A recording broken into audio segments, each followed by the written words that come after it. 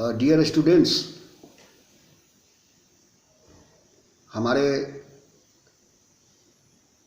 College ने online पढ़ाई की व्यवस्था की है जो हम लोगों के लिए सर्वथा उचित है। मैं आपको आज पार्लियामेंट्री गवर्नमेंट के संदर्भ में बताना चाहूँगा। परीक्षा के व्यू से अगर देखा जाए तो प्रश्न इसमें ये आता है कि संसदीय सरकार क्या है, इसकी विशेषताएं क्या होती है। दूसरा प्रश्न आता है कि संसदीय शासन व्यवस्था क्या है, इसके गुण एवं दोषों की व्याख्या करें। तो हम लोग सबसे पहले ये जानना चाहते हैं, प्रारंभ ये करेंगे कि संसदीय सरकार क्या है और इसकी क्या विशेषताएं होती है। तो संसदीय शासन व्यवस्था को पार्लियामेंट्री गवर्नमेंट कहा जाता है, जो मूल रूप से भारत और ब्रिटेन में देखने को मिलती हैं। विश्व के और अन्य देशों में ये शासन व्यवस्था है, लेकिन मूल रूप से ब्रिटेन और इंडिया को उदाहरण के रूप में दिया जाता है।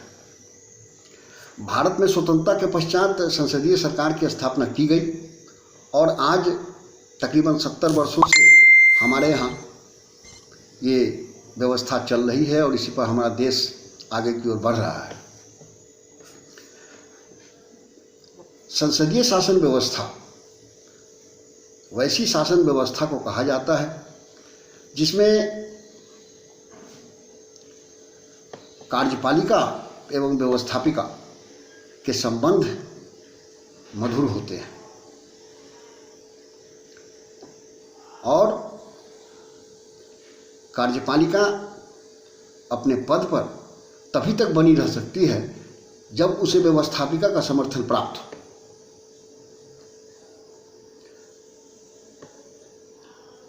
राजनीतिक शास्त्र के विद्वानों ने इस संसदीय सरकार को कैबिनेट सरकार भी कहा है, लेकिन अगर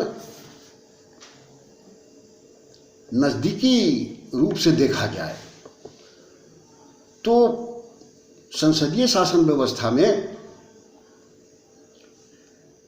दो प्रकार की कार्यपालिकाएं कार्य करती है। एक को वास्तविक कार्यपालिका कहा जाता है, रियल एग्जीक्यूटिव, और दूसरे को ध्वजमात्र कार्यपालिका या सेरेमोनियल एग्जीक्यूटिव कहा जाता है। तो संसदीय शासन व्यवस्था में जो ये रियल एग्जीक्यूटिव है वो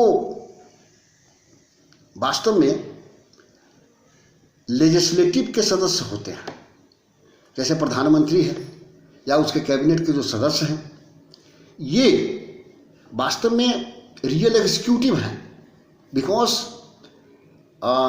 all the member of the real executive is a member of legislative first of all, and they are going to directly appoint by the people. तो वास्तविक कार्यपालिका ही देश की सत्ता को संभालती है। देश की जितनी भी व्यवस्थाएं हैं, चाहे वो आर्थिक व्यवस्था हो, सामाजिक व्यवस्था हो, धार्मिक या सांस्कृतिक व्यवस्थाएं हो, उन तमाम व्यवस्थाओं के ऊपर जो वास्तविक पकड़ होती है वो रियल एग्जीक्यूटिव के हाथ में होती है। अब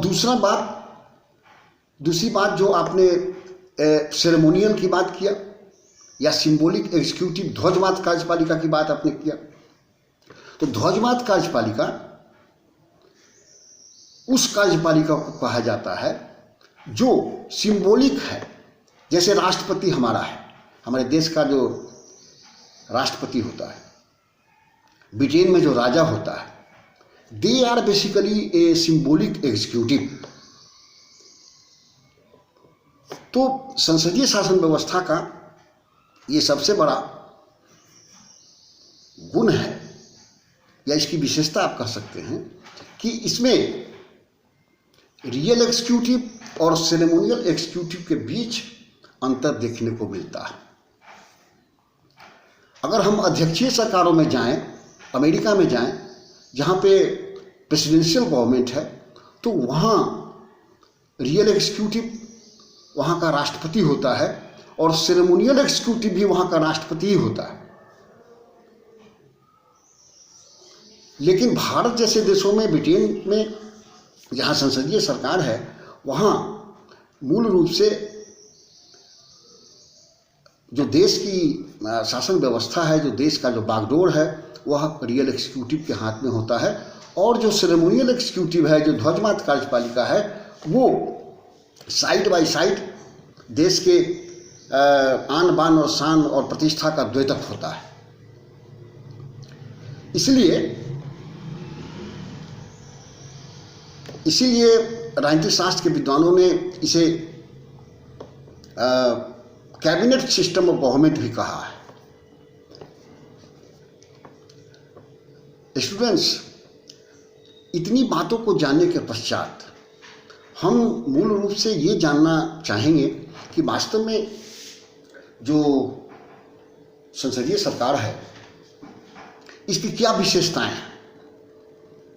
उन विशेषताओं का विश्लेषण हम निम्न शीर्षकों के माध्यम से कर सकते हैं। सबसे पहली बात जो राजनीतिक शास्त्र के विद्वानों ने कहा कि संसदीय सरकार की पहली विशेषता यह है कि इसमें कार्यपालिका और व्यवस्थापिका के बीच संबंध मधुर होते हैं।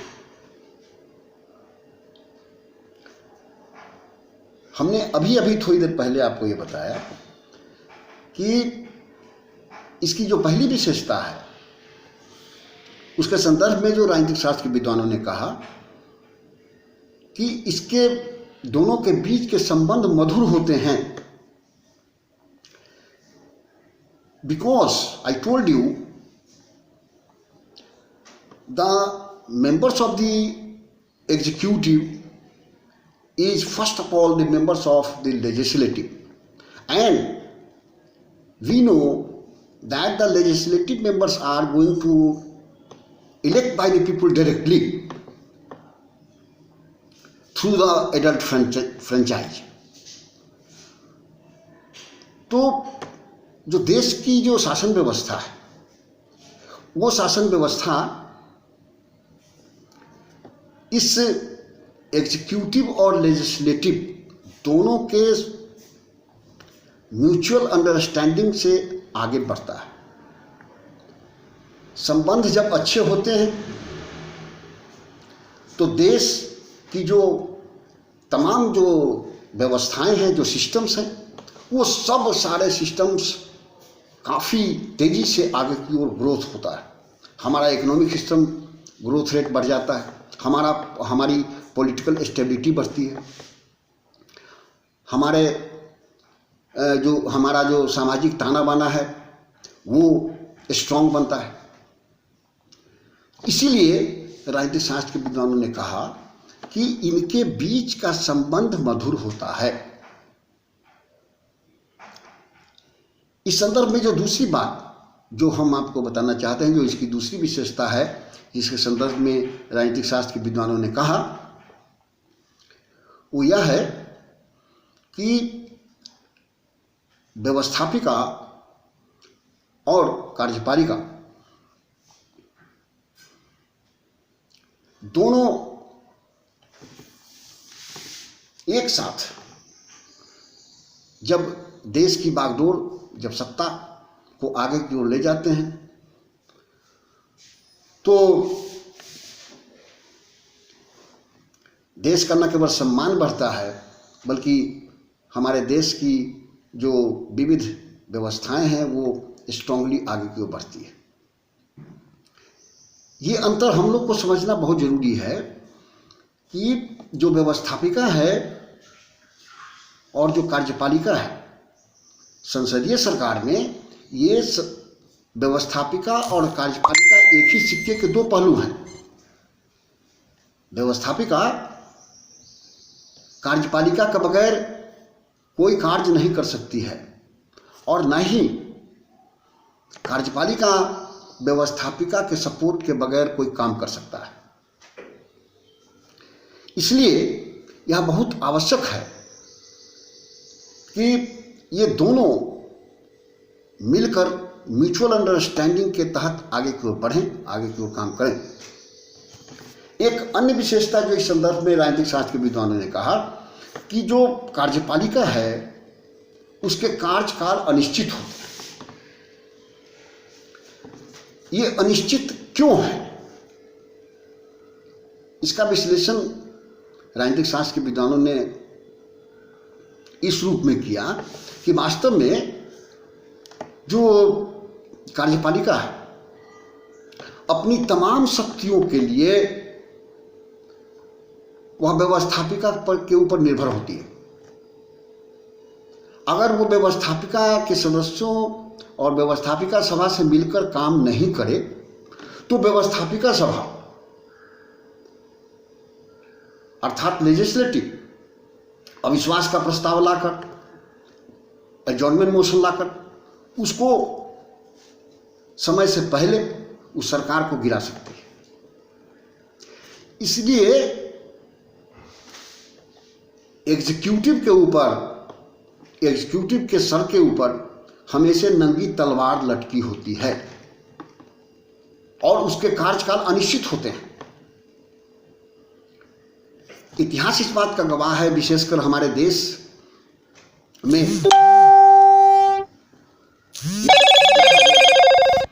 कि 13 दिन में और 13 महीने में सरकारें गिरी है। जैसे अटल बिहारी वाजपेयी जी की जो सरकार थी वह 13 दिन में भी गिरी और 13 महीने में भी गिर गई थी। इसीलिए उसके कार्यकाल अनिश्चित इसलिए हैं क्योंकि जब व्यवस्थापिका ने समर्थन वापस ले लिया अविश्वास प्रस्ताव के माध्यम से, तो अटल बिहारी वाजपेयी जी की सरकार 13 दिन में गिर गई थी, फिर बाद में 13 महीने में गिर गई।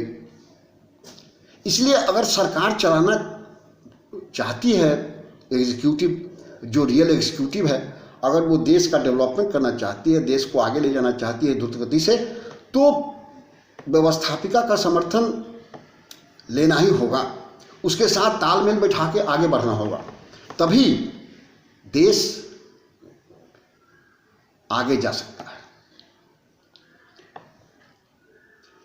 इस संदर्भ में जो एक अन्य इसकी जो विशेषता है उस पर प्रकाश डालते हुए राजनीतिक शास्त्र के विद्वानों ने कहा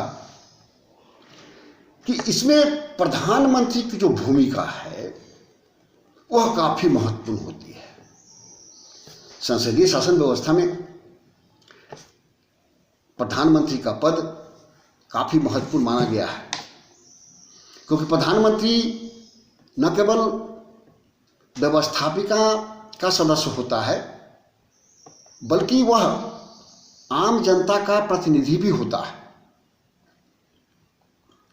और लोकसभा में बहुमत दल के नेता के रूप में उसका चुनाव किया जाता है और अपने चुनाव के पश्चात, अपने पद ग्रहण के पश्चात वह अपनी स्वेच्छा से अपने मंत्रिमंडल का गठन करता है और मंत्रिमंडल के सदस्यों को उनके विभागों का वितरण करता है, उनके ऊपर निगरानी रखता है। अगर वे सही रूप में काम नहीं कर रहे हैं तो उन्हें उस विभाग से हटाकर दूसरे विभाग में ले जा सकता है या उसके स्थान पर दूसरे मंत्री को ला सकता है। तो अगर देखा जाए तो प्रधानमंत्री जहाज के उस कप्तान की तरह होता है जो समुद्र में अगर एक जहाज जा रहा है और वो अपनी मंजिल पर पहुंचना चाहता है तो निश्चित रूप से उस कप्तान की भूमिका उसमें बहुत बड़ी होती है। ठीक वही स्थिति एक देश में प्रधानमंत्री की होती है, विशेषकर संसदीय शासन व्यवस्था में होती है। प्रधानमंत्री का पद महत्वपूर्ण माना गया है, क्योंकि वह देश का वास्तविक प्रधान होता है। He is a real executive, he is head of the real executive. प्रधानमंत्री अगर चाहे ईमानदारी से अपने कर्तव्यों का निर्वहन करे तो न केवल उसके मंत्रिमंडल के सदस्य गत्यात्मक रूप से तेजी से देश को आगे ले जा सकते हैं, बल्कि संपूर्ण राष्ट्र को एकजुट रखा जा सकता है। देश की एकता और अखंडता, हमारी जो यूनिटी है, हमारी जो इंटीग्रिटी है, उसको बरकरार रखने में, संकट काल के समय में या शांति काल के समय में, हर परिस्थिति में उसकी भूमिका निर्विवाद रूप से स्वीकार की गई है। इसलिए स्टूडेंट्स, हमें ये समझना बहुत आवश्यक है, जिसको राजनीतिक शास्त्र के विद्वानों ने हमें समझाने और बताने का प्रयास किया है, कि प्रधानमंत्री योग्य हो, कर्मठ हो, देशभक्त हो। देशभक्ति उसके रग रग में विद्यमान होनी चाहिए। अगर देशभक्ति से ओतप्रोत वो व्यक्तित्व होगा तो निश्चित रूप से हमारा देश उसी तेजी से आगे की ओर बढ़ेगा। ऑन दी होल जो हम लोगों ने देखा कि वास्तव में संसदीय सरकार क्या है और संसदीय सरकार की क्या विशेषताएं हैं, अगले पड़ाव में, अगले दिन मैं आपको संसदीय सरकार की जो दूसरा फेज इसका बनता है, इसके जो मेरिट्स और डिमेरिट्स हैं, उस पर हम लोग परिचर्चा करेंगे। Thank you very much.